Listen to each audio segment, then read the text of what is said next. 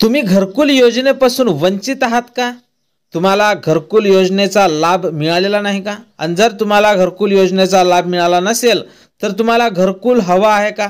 मग घरकुल योजनेचा अर्ज तुम्हाला कसा करावा लागेल, कुठे करावा लागेल, कधी करावा लागेल, या वर्षीची घरकुल योजनेसाठी अर्ज करण्याची शेवटची तारीख काय असेल आणि तुम्हाला अर्ज करण्यासाठी काय काय कागदपत्र लागणार आहे याविषयी संपूर्ण माहिती समोर आपण व्हिडिओमध्ये पाहणार आहोत।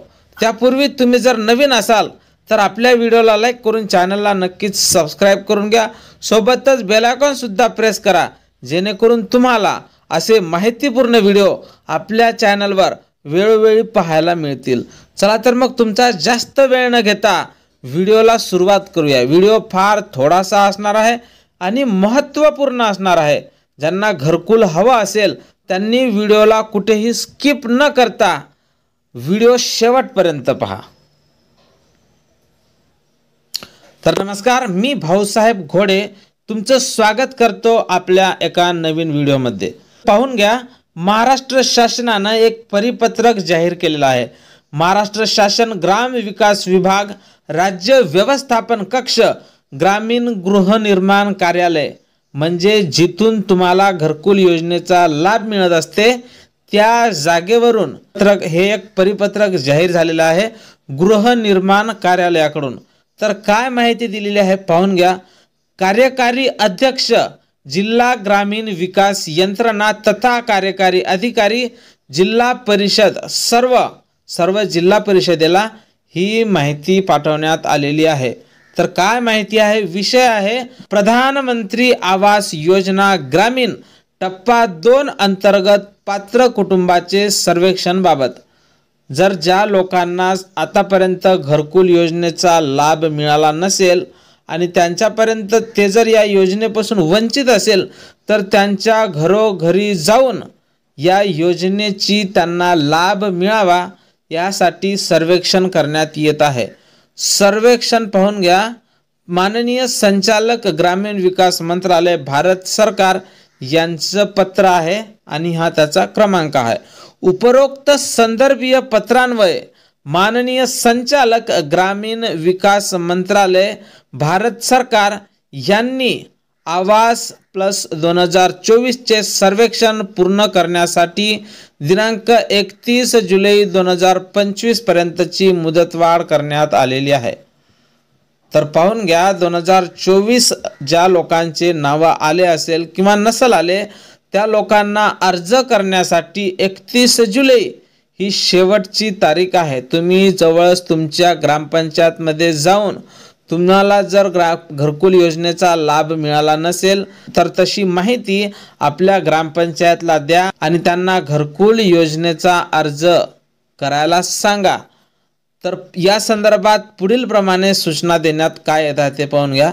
आपल्या जिल्ह्यातील आवास प्लस सर्वेक्षण 2018 मधील प्रतीक्षा यादी समाविष्ट न झालेले व सिस्टीमद्वारे अपात्र झालेले परंतु सध्या स्थितीत पात्र असलेले सर्व कुटुंबाचे प्रधानमंत्री आवास योजना ग्रामीण टप्पा 2 अंतर्गत नवीन 10 एक्सक्लुसिव्ह क्रायटेरियानुसार दिनांक 31 जुलै 2025 पर्यंत सर्वेक्षण पूर्ण करून कोणतेही बेघर कुटुंब सर्वेक्षणापासून वंचित राहणार नाही याची दक्षता घ्यावी।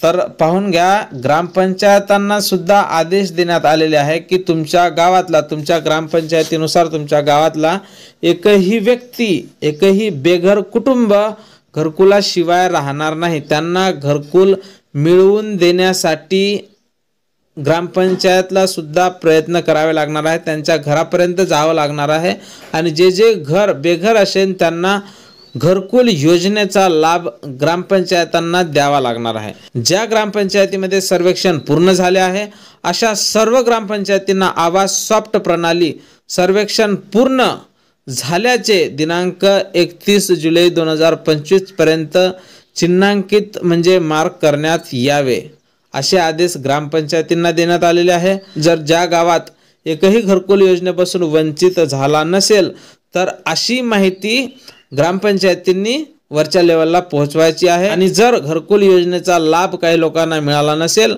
तर त्यांचं नाव घरकुल योजनेत टाकून त्यांच्यापर्यंत घरकुल योजना पोहोचवण्याचे आदेश सुद्धा देण्यात आलेले आहे।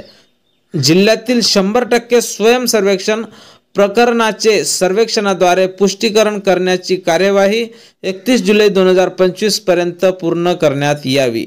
सेल्फ असिस्टेड सर्व्हेद्वारे ज्या कुटुंबांना सिस्टीमद्वारे फ्लॅग केले आहे अशा कुटुंबाचे चेकरद्वारे व्हेरिफिकेशन करण्याची कार्यवाही 31 जुलै 2025 पर्यंत पूर्ण करण्यात यावी।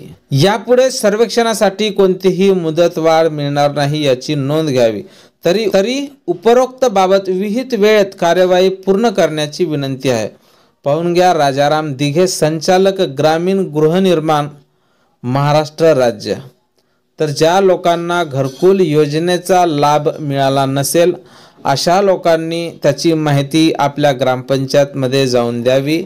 तर ग्रामपंचायतांना सुद्धा हे आदेश देण्यात आलेले आहे की जे कुटुंब या योजनेपासून वंचित असतील, जे बेघर असतील, ज्यांना आतापर्यंत या योजनेचा लाभ मिळाला नसेल आणि ते लोक जर गरजू असतील अशा या योजनेचा लाभ त्यांनी मिळवून द्यावा। आपल्या गावात सर्वे करून घरकुल योजनेपासून कोणी जर वंचित राहिला असेल तर त्यांना घरकुल मिळवून देण्याची जबाबदारी सुद्धा ग्रामपंचायतवर सरकारने टाकलेली आहे। आणि जे लोक पहिले अपात्र झाले होते, 2018 प्रतीक्षा यादीत समाविष्ट नव्हते आणि काही लोक सिस्टीमद्वारे अपात्र करण्यात आले होते, जर सध्या स्थितीत ते कुटुंब जर घरकुल योजनेसाठी पुन्हा पात्र ठरले असतील तर अशा लोकांना सुद्धा घरकुल योजनेचा लाभ आता देण्यात यावा असे आदेश सुद्धा देण्यात आलेले आहे।